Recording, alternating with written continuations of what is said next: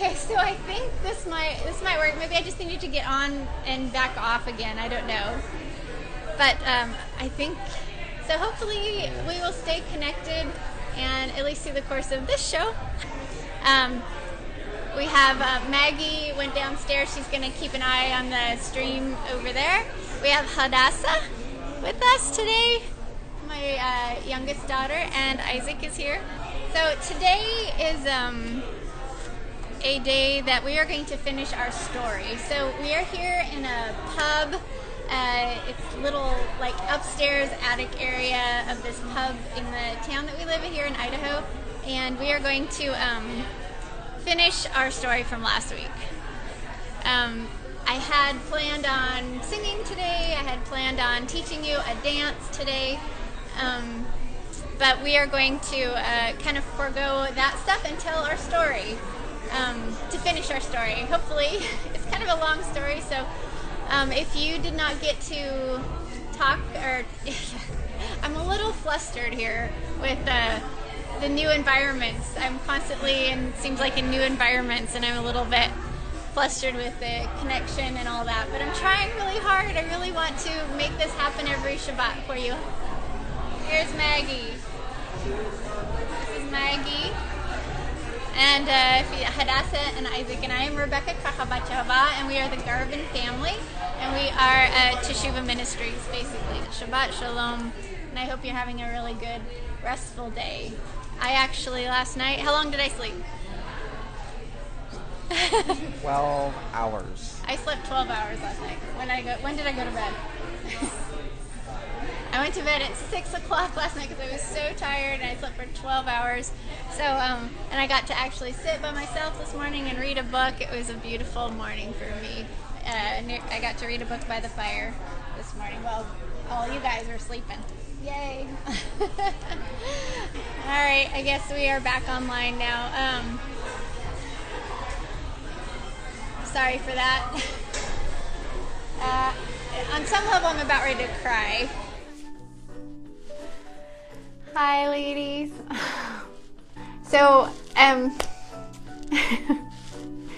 we have had a very hard time today. Isaac is right now, he's going to get my computer just for a few minutes so I can talk to you and see who's on. And today, since we've had some trouble again, it's going to be a short show, I guess. So at least we're here. But this was hard today. I feel sick to my stomach, honestly. It's so set against. I just can't believe how set against, this it has been. I'm terribly sorry for all those ladies who set aside this afternoon to meet with me today to have a service, and I wasn't able to go live a couple hours ago. So we actually drove, we packed everything up and we drove over. We just kept driving around trying to find a spot, and ended up driving to Post Falls. So it's been quite a challenge today. And I was almost in tears. And then I read, I think it was Casey's prayer. So Casey's prayer was beautiful. But man, talk about trying to get took out. I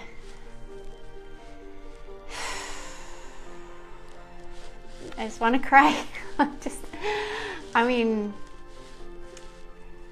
I've tried so hard to make the impossible happen. I'm not rich. I don't have a ton of money to just get what I need, and I know what I need. And I trust Papa completely to bring me, what I need.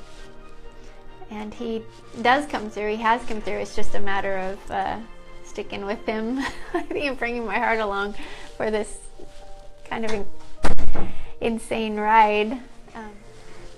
I think in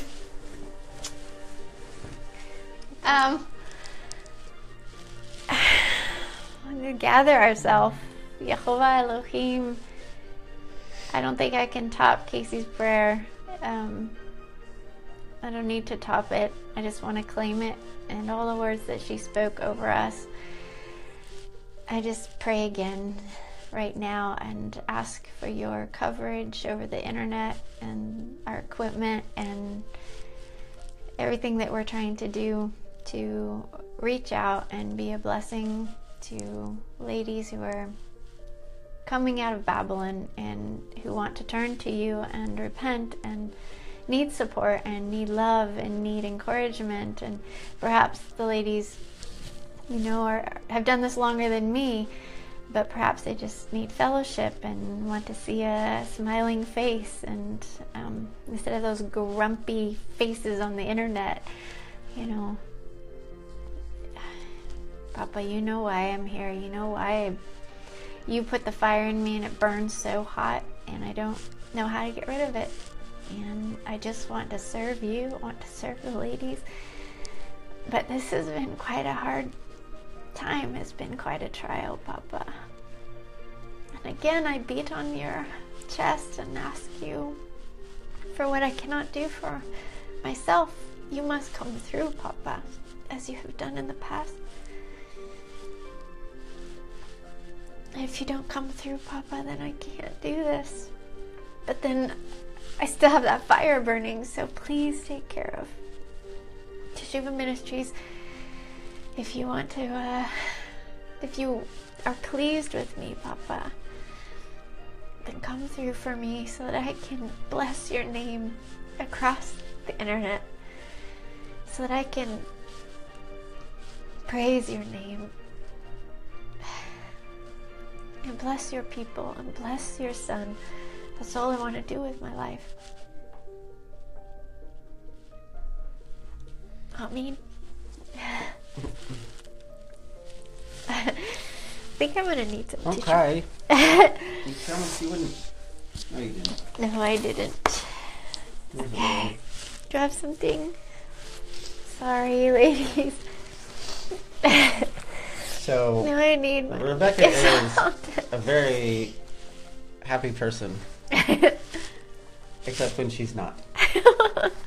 Which isn't very often. No. I'm very happy.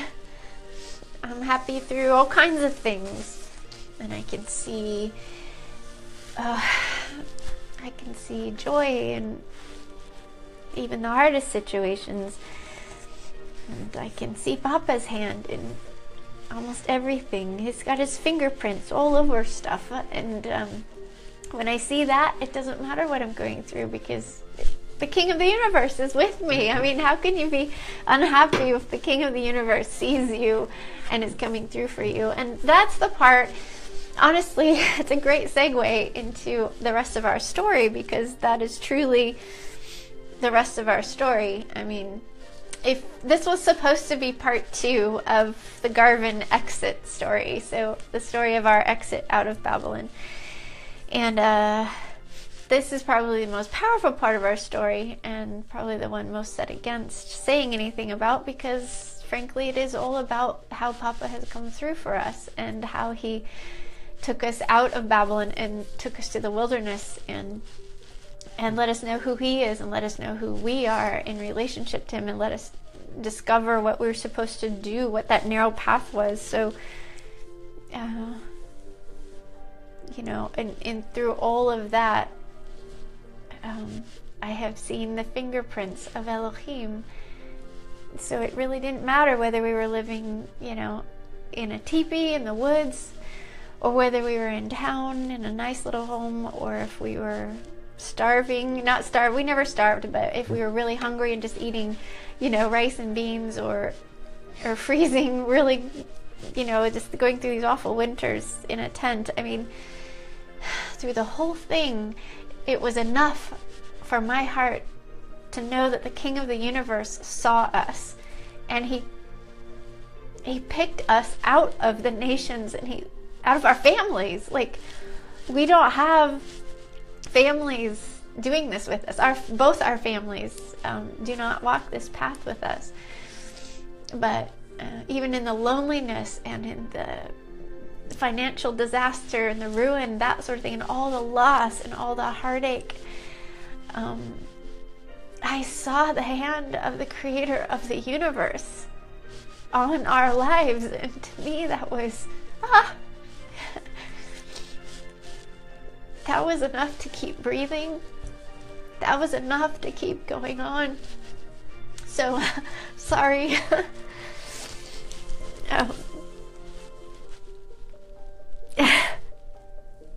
So the whole idea of struggle and tears, is normal. It's something that I am very familiar with.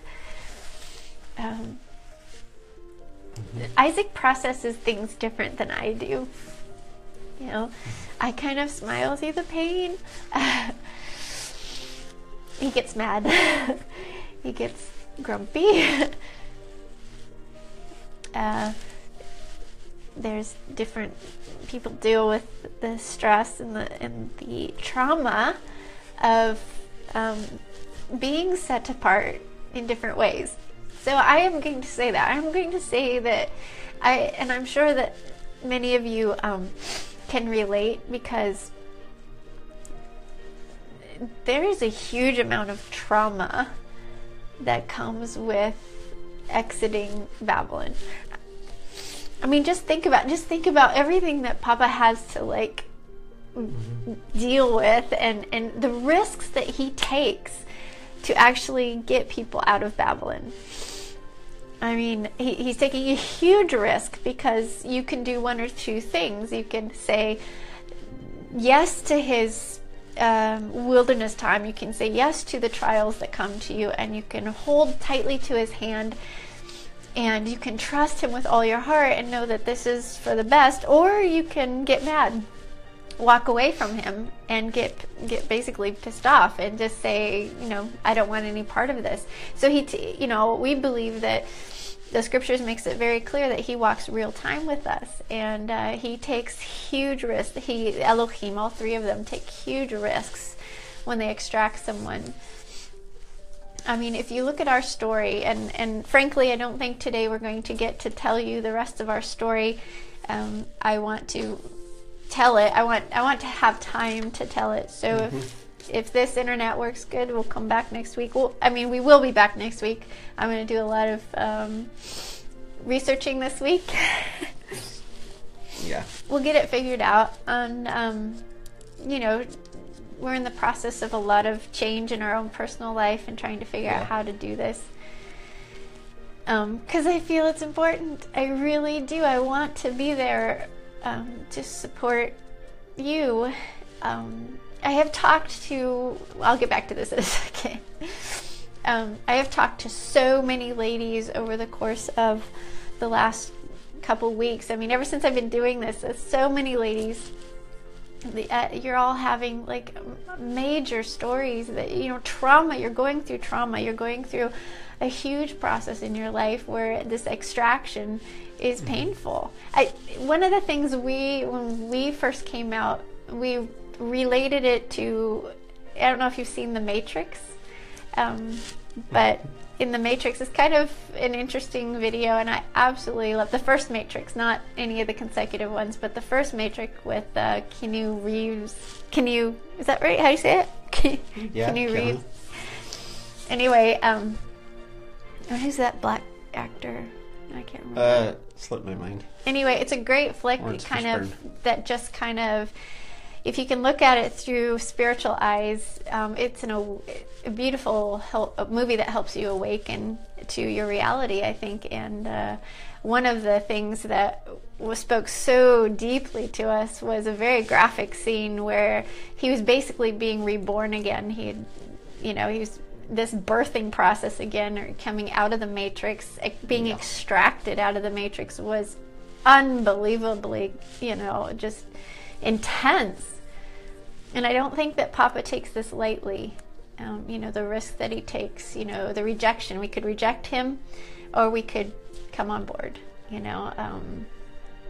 It's huge, and because the pain, it's so painful. And I think that like, I want to share our story because I think there's a lot of hope in it, and I think you can see this process of awakening to, and I wrote down kind of this process, a flow this morning when I was preparing for today. I was writing down this flow as we were talking about our story and rehearsing it. The flow of an awakening from a slumber of 33 years slumber, inherited slumber. There was this huge awakening, and then this realization of the deep heart, your deep heart, and getting that set free from the matrix, and then you're set free into this freedom, and then you operate in that and then, like, what am I set free to do? And you have that question, and then we flowed into, we're this obedience thing.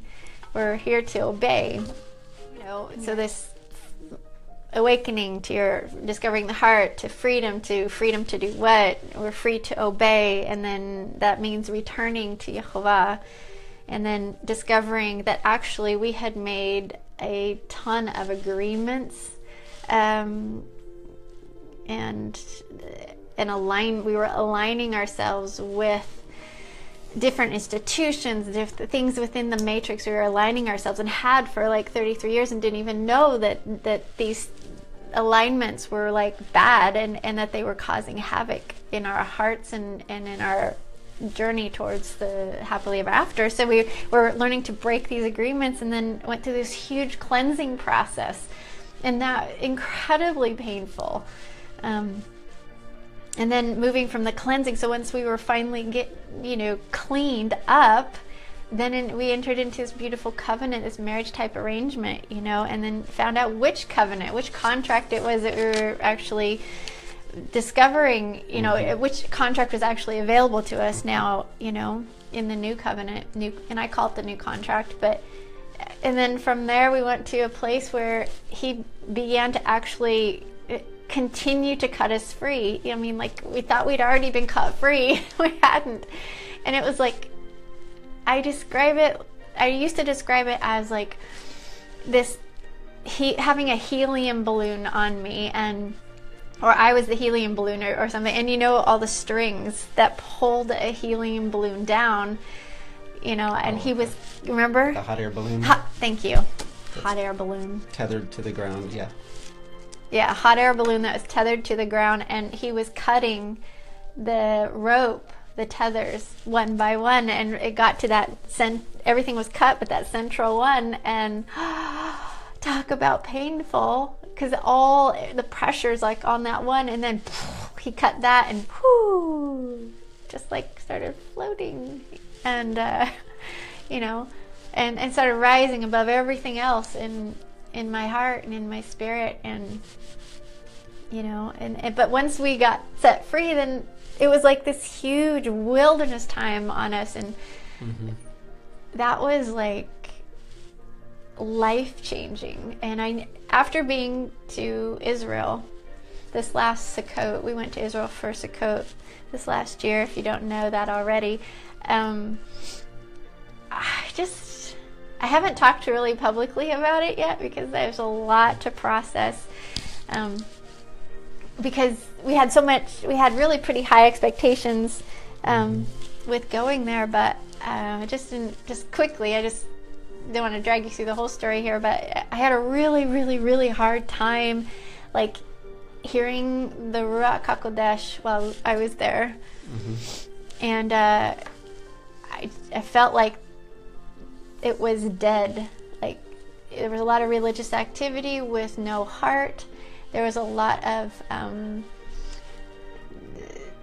there's a lot of great things. There was a ton of pockets of joy and pockets of beauty, but overall it just felt like a very strange place. And it wasn't until we got out into the wilderness, into the Negev, that I began to actually hear the Ruach a little bit. Like, I was so excited to be out, and we were in the middle of nowhere, this little tiny bed and breakfast, beautiful place, out in the middle of nowhere, and finally started to like hear just a little bit, and I realized why Papa again takes people to the wilderness.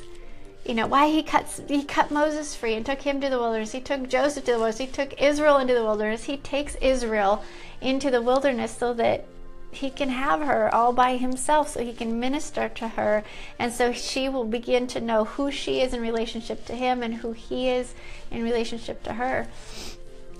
And I liked the wilderness. I loved Jerusalem. I thought Jerusalem was awesome. I thought it looked a lot like Portland, Oregon, and I felt very good there too. But that was a place that felt like a lot of religious activity with not a lot of heart. And it broke my heart to feel like, to see that. But the wilderness, that was the place that really began to speak to my heart. And so just as I was this morning making this little flow chart here, we were set cut free, like the helium balloon idea, and we were set free to go into the wilderness, really cut free to go to the wilderness. And in the wilderness is where we discovered we were Ephraim. It was in the wilderness that we discovered who our Elohim was for real. I mean, we'd been kind of walking in that for a few years at that point, but it really got driven home when we were there, and driven home that we were Ephraim, that we were part of the 10 tribes that were coming out of the nations. That was where we heard it. And I don't think we could have heard that here in town. The distractions are too much. And you can provide for yourself. Before we had a job, we had a house, we had food, we had this, we had everything. I mean, you flip the heater on, turn the hot water on. I mean, it was so easy. Right. And I think that you can, in town, I think everybody's wilderness time can be different. Like, we had a severe wilderness time where we lost everything and ended up homeless, basically, and living in a tent. But, I've talked to some ladies where wilderness to them is living in the suburbs when, or in a rental, or the challenges, the wilderness challenges, it might be different for everyone, but nevertheless, it's, the challenges, are you going to stop and pay attention and say, yes, Yehovah, what do you want? And what do you want to say to me?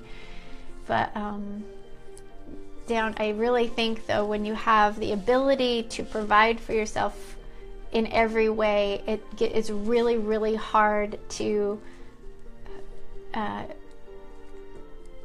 it's really hard to know when Papa is the one coming through for you, basically, is how I'm saying it. Like, was it me that provided that, or was it Papa? It gets a little blurry, a little bit gray, and so when you lose everything and you're starving, or you need wood for your fire so you can stay warm, it gets really clear when that wood shows up unannounced as a gift. That was from Papa. That wasn't from anything that we did ourselves. So we have that story is the story I want to tell you. But I don't think it's going to happen today. I need more time. We need more time. I need to get my breath back. Hi, guys. I need to get some kids watching through the window. I feel like a fish in a fish bowl. But that's okay. You're a star. No, I'm. It's been a hard day. It's been a hard Shabbat, and not every Shabbat is an easy Shabbat, right? Our Shabbat day, honestly, just to be honest, Isaac. Okay. To be honest, Shabbat day versus Erev Shabbat commentary. There's some challenges. Proximity, time, letting down. Letting down is probably a big one. Expectations, needs. Yeah, I think that Friday evening Erev Shabbat is that's real easy. I mean, that's like really an awesome time, because you, like yesterday, the girls had friends over, and hi Maggie, they're outside watching. The girls had friends over, and they, all four of them, you know, cleaned the house I had this list when they woke up, a Shabbat, a prep day list, and so they all, like, with their friends, got to do chores for Shabbat, which made it really fun. And so you, you know, work really hard all day, and hopefully you have some friends over for the evening.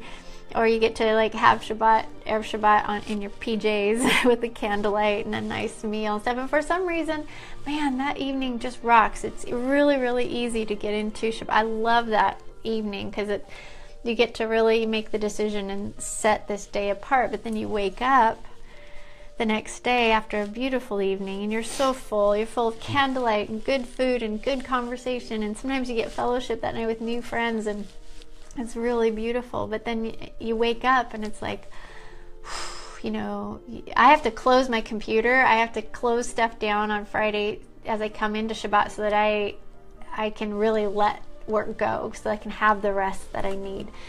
You know, but it's definitely, like you said, one room little log cabin is a little bit hard. 4 people in one room, especially in the winter when it's cabin fever on top of it.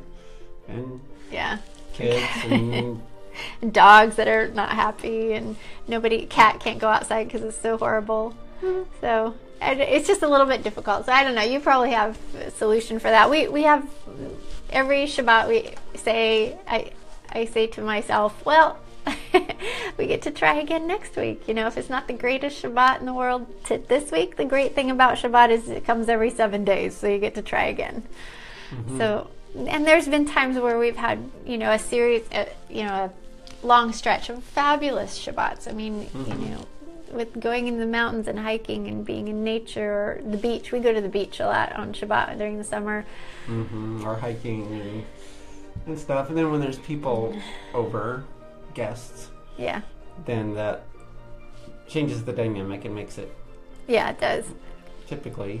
Yeah, it changes everybody's attitude, so that's good, So when that gets challenged, a little the fellowship gets challenged, then... I know we're going to have to close down here in a few minutes, but... Yeah, I was just reading the comments, and I think Rebekah got back on the horse, and we'll figure it out. I came in... Find a spot. I just want you to know, I came in yesterday.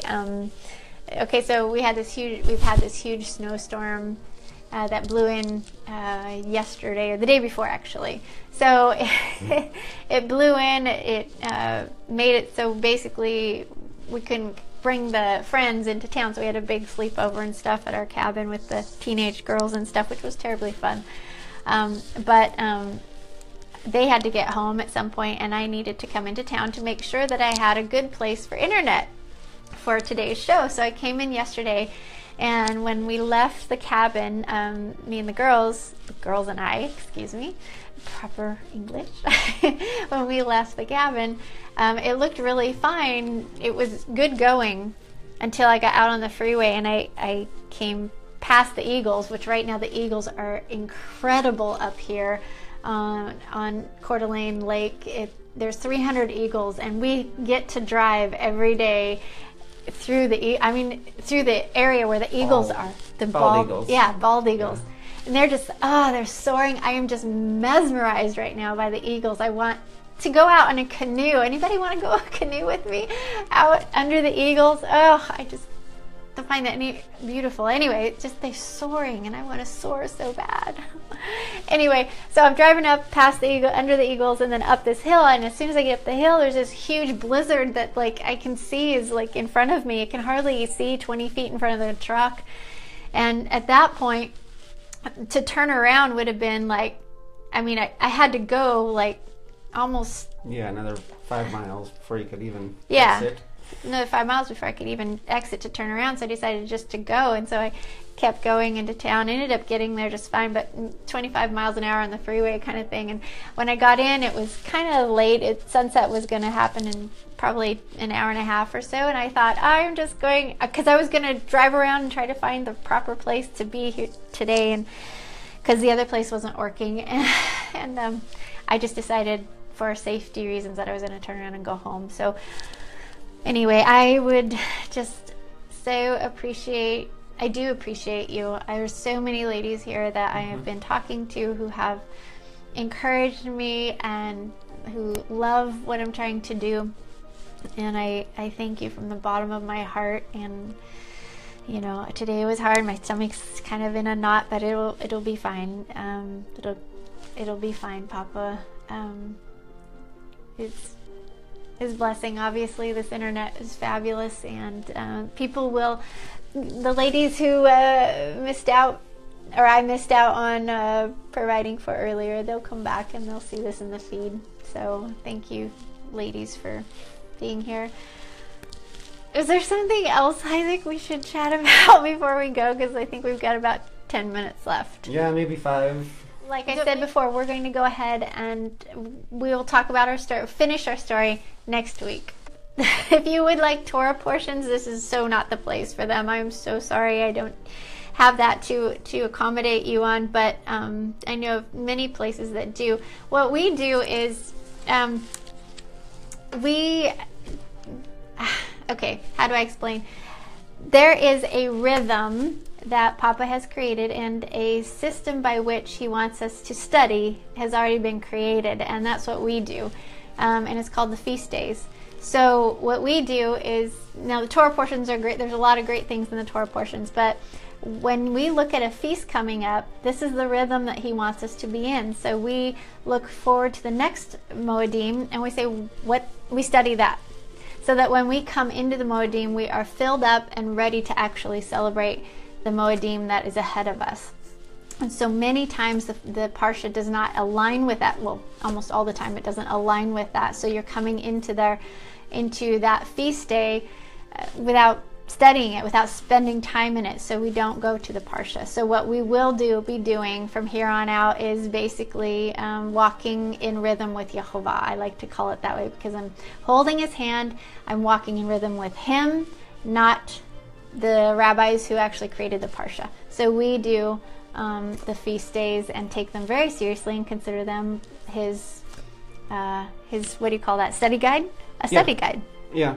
And then the in between times, there's some flexibility. Yeah. And for like what we're doing, sharing our story. Yeah.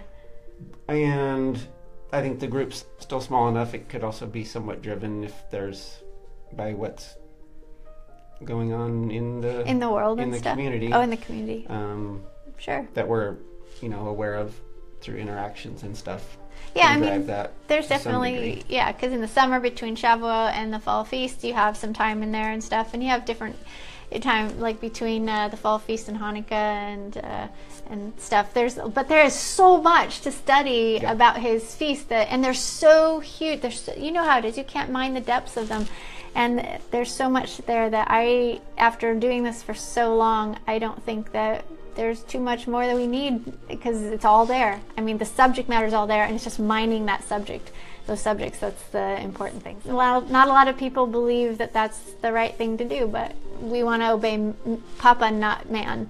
So the Parsha is man-made. So thank you all for being here today, and I'm sorry for the frustrations. So that was a fun day, but stay tuned for part 2 of the story. Part 2 of our story. I mean, the story involves loss of business, loss of family, loss of home, living the wilderness time in the mountains, in a teepee, in a tent.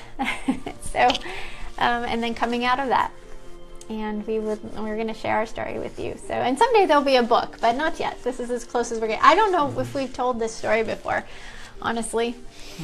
So I want to say Shabbat Shalom to you all, and all right, ladies, see you later. Bye. Shabbat Shalom. Shabbat Shalom. Laila Tov. Laila Tov.